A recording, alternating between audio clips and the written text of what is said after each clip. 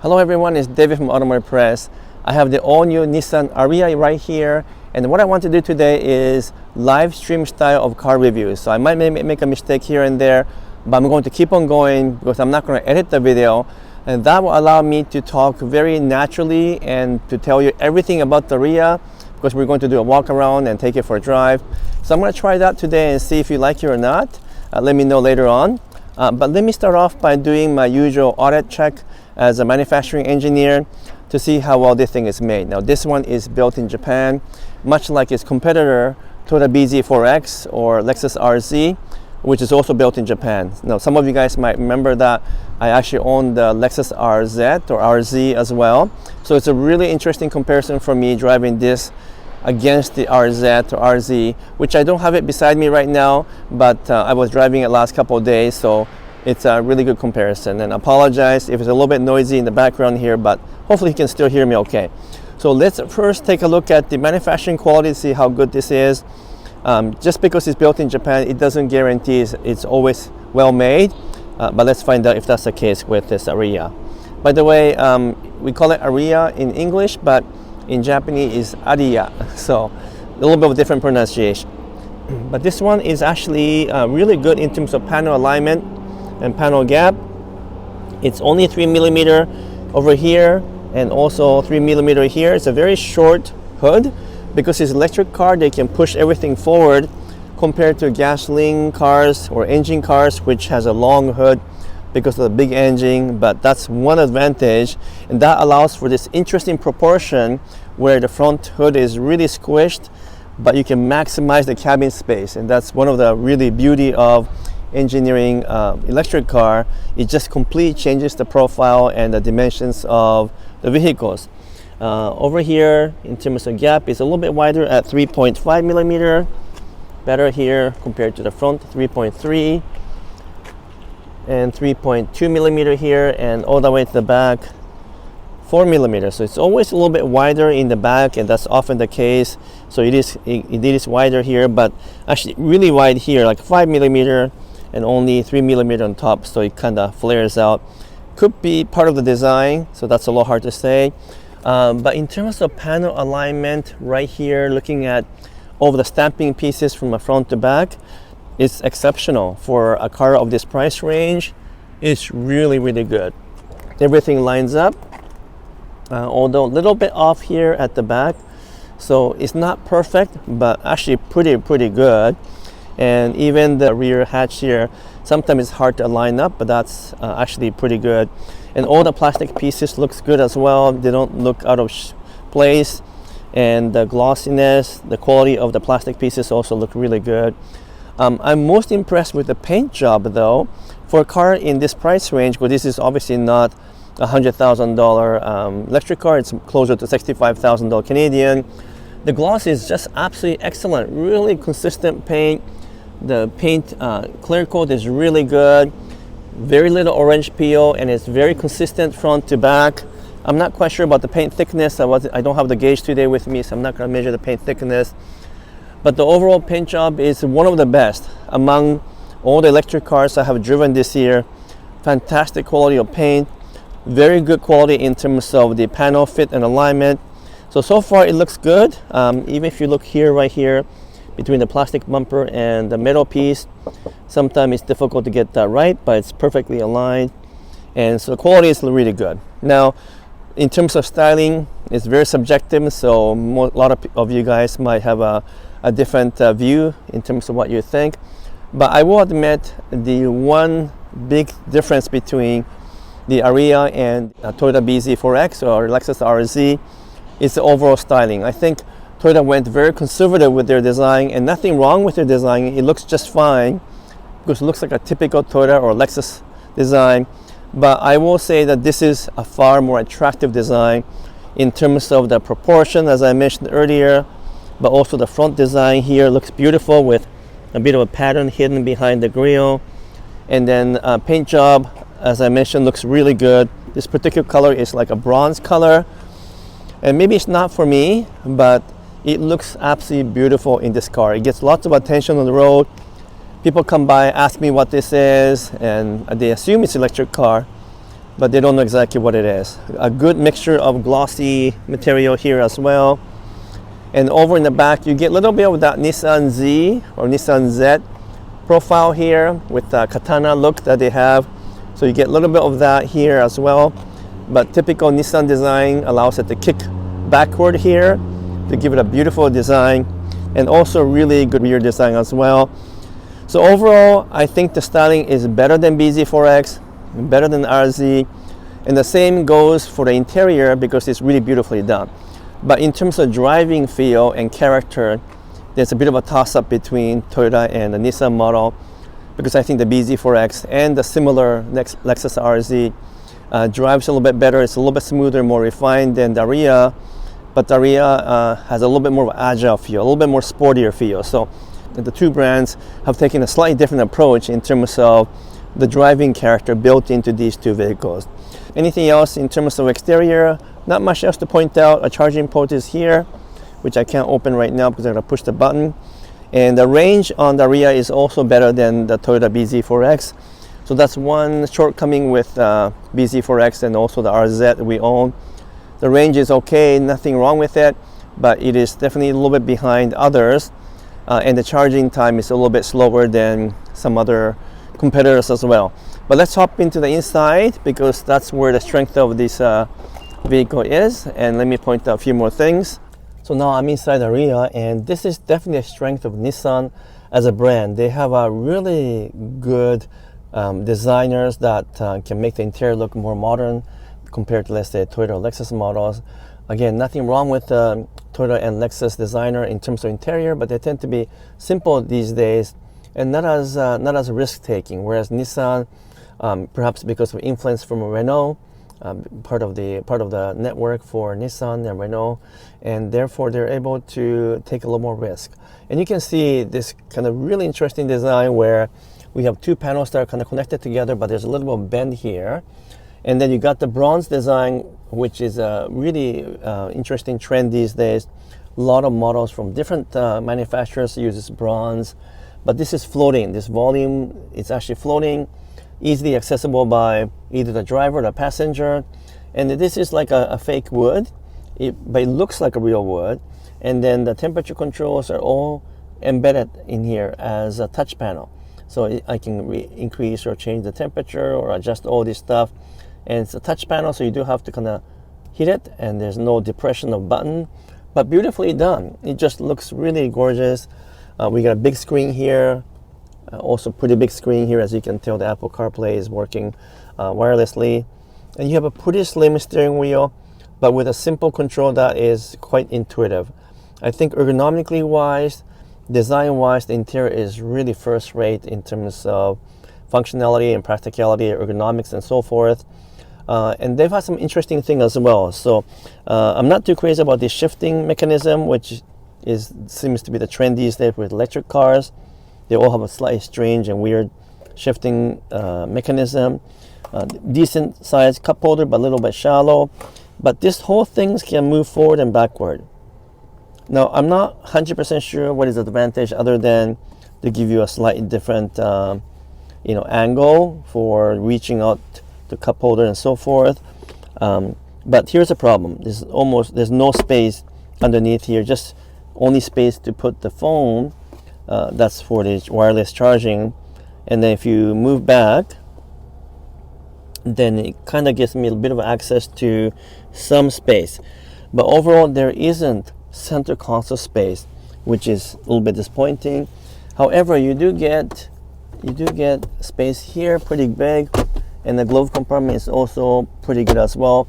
Most electric cars don't have a glove compartment anymore, so it's a bit of a bonus to have kind of two medium-sized glove compartment. And then otherwise, you have all of the typical plug-in for a variety of different cords, so both USB-C and USB-A, which is nice to have.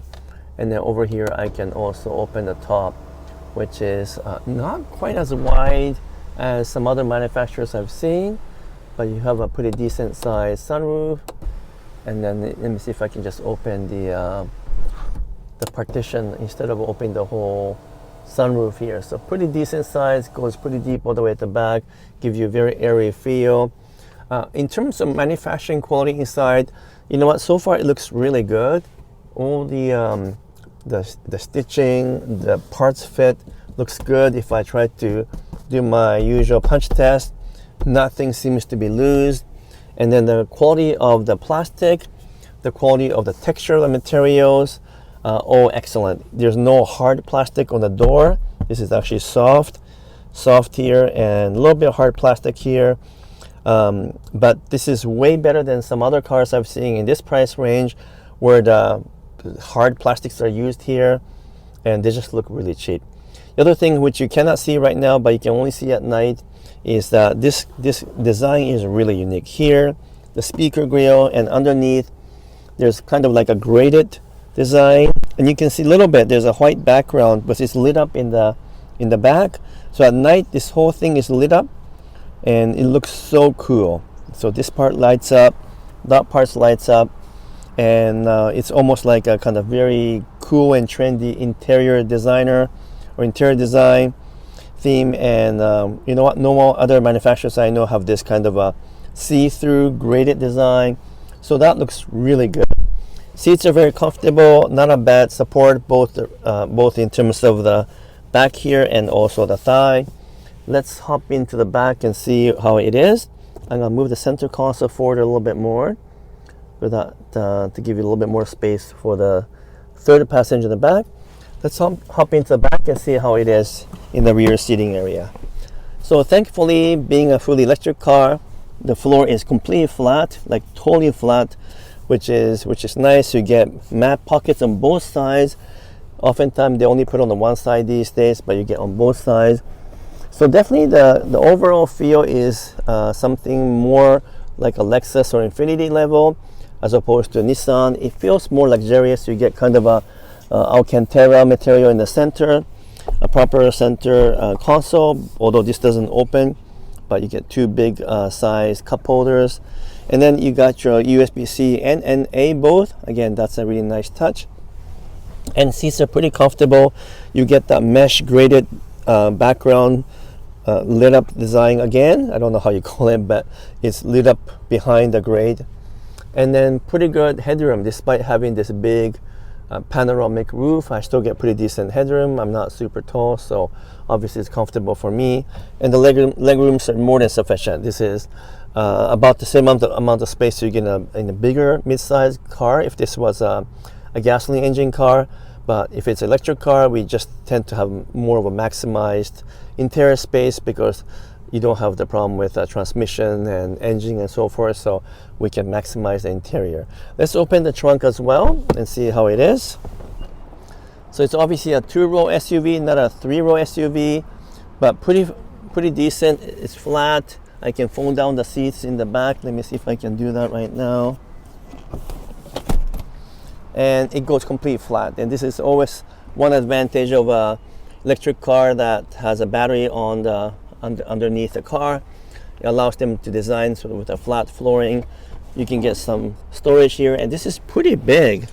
And actually, I think you can remove this and also open this. Wow, look at that. That is almost as much as the trunk space of some of the small cars. So really like that. I'm gonna keep this on top of the partitions for now, but I like this carpeted partition that opens up.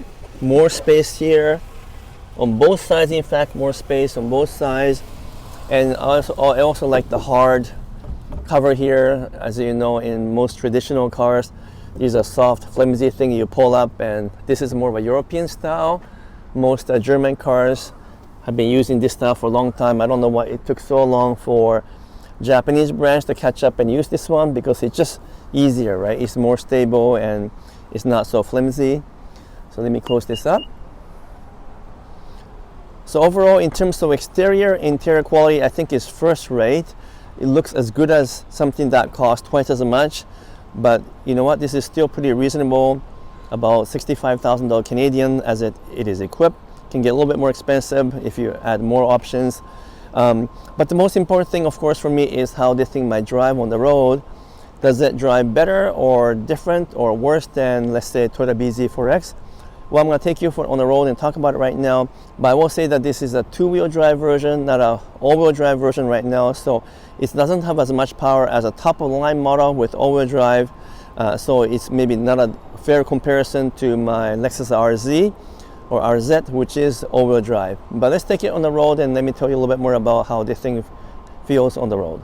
Okay, so I'm going to take the Ariya for a drive now. I have been driving for the last few days and so forth, but let me get some of the data here correct. So we have a number of options for Ariya. There is a front-wheel drive version, which is the case with this one, and also the all-wheel drive. The power is anywhere between 214 to 389 horsepower. This one is the Evolve Plus front-wheel drive, and it has 238 horsepower.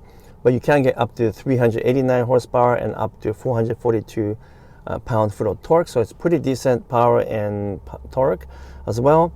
And of course, the range is also depending on which model you pick. You can get up to 490 kilometers of range depending on what configuration you pick. And so that's quite promising because that range is really good. But let's take it for a drive now. And let me tell you a little bit more about the Ariya, especially compared to the Toyota BZ4X and Lexus RZ. Now keep in mind that BZ4X and RZ drive very similarly, even though the actual Lexus model has more power with a bigger motor. But in terms of basic driving character, they're pretty similar. And to be honest, Ariya feels similar as well. It's not as much difference as you think, but the main difference is that it feels a little bit more athletic. The steering has a bit more accurate feel, a little bit more of a feedback from the road, and so the Ariya feels just overall a sportier EV compared to Toyota or Lexus models. But at the same time, suspension is a little bit off in terms of engineering and calibration because it tends to lose its composure a bit over bumpy road. So not so much like speed bump, which is what I just went through now. But when you go over some rough road and it's quite bumpy, then it loses some of the stability, which I found to be not as good as the Toyota BZ4X or Lexus RZ. So that's one big difference. And the power and torque is sufficient, even though this is not top of the line model. But definitely the higher grade models with more power and torque is the more desirable vehicle to drive and own. So I would recommend that. But this is getting quite expensive already, $65,000 for this particular model, and it's going to be obviously higher and more expensive for all-wheel drive model with more power. So it's kind of creeping up to Lexus pricing. This one is priced between the BZ4X and Lexus RZ, so pretty similar pricing, and so all three models can be considered as competitors to each other. But if I wanted a beautiful design and a unique design and something that feels a little bit more sporty, then this is the one to buy compared to Toyota or Lexus. And also this one has better range as well, and also a bit faster charging time. But if I wanted to buy something with smoother suspension, also a better drivability over rough road, then the Lexus RZ and RZ has the best suspension composure, and BZ4X comes very close to it, very similar. The two are almost identical in terms of feel, but Lexus has a little bit softer feel, obviously being a higher grade brand. But overall, this is really smooth and stable, and that's one thing you'll notice. All electric cars are pretty stable because the batteries on the bottom, the heavy batteries I should say, and therefore the center of gravity is really low. It makes the vehicle very stable around corners and also on the highway. And the challenge, of course, is that because it tends to be a little bit heavy, the suspension has to be calibrated, engineered carefully to account for that. And sometimes the engineers just cannot manage that minute difference between calibrating, engineering ICE or internal combustion engine vehicles and comparing that to electric cars. So sometimes I notice with many electric cars, the suspension is not quite done right. And I think we're almost there with Ariya, but it's 90% there in terms of having a decent suspension. But I think just over gravel road and so forth, construction roads I drove yesterday, it loses a bit of a composure and it gets quite bumpy compared to Lexus or Toyota BZ4X. So something that maybe Nissan engineers can work on over the next year or two as they get ready for the refresh in a few years, because you have to keep updating these vehicles just to stay competitive. Let me step on the gas a little bit here, or rather the accelerator, and you can tell it takes off with a good amount of power and really good smooth delivery of torque as well, and just super quiet as you would expect. So it's a very comfortable feel, and many of the passengers have commented it feels airy and it feels modern inside, especially with the panel roof open here. It's a beautiful design inside, and so this is a very convincing package for those people who are looking for a good-looking, modern electric car. If I want the smoothest, most comfortable, and most refined electric car in this price range, I still think that the Lexus RZ is pretty good. On the other hand, if you compare both this one, Ariya, and the RZ to, let's say, something like a Cadillac Lyriq, which I had about a month or two ago, that one actually trumps all of these cars. It's quieter, better range for about the same price, and looks beautiful and luxurious. So the Japanese brands have a bit of a catch-up to do, and also hefty competition from many automakers that are introducing cars in this price range that are fully electric. We'll have to wait and see which one will eventually end up being the winner here. But in terms of this particular Nissan Ariya, I can highly recommend it based on design, good engineering, good overall performance, and good value.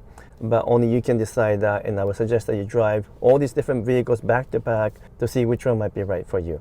So I hope you enjoyed my video. If you did, would you kindly give me a thumbs up and make some comments? If you haven't done so yet, would you also subscribe, and that would be truly appreciated. And I hope you like my live stream style of video. No frills, simple, straightforward, a little bit longer video than normal, but you get my feel and my knowledge and insight straight from my head to you. So let me know in the comments if you prefer this simple live stream style, or you want a little bit more of a heavily edited, a little bit cleaner, and a little bit better version of the videos, which requires more time as well. I'm kind of curious to see which type of videos you prefer. Anyhow, until next video, I'm signing off for now. Thank you so much.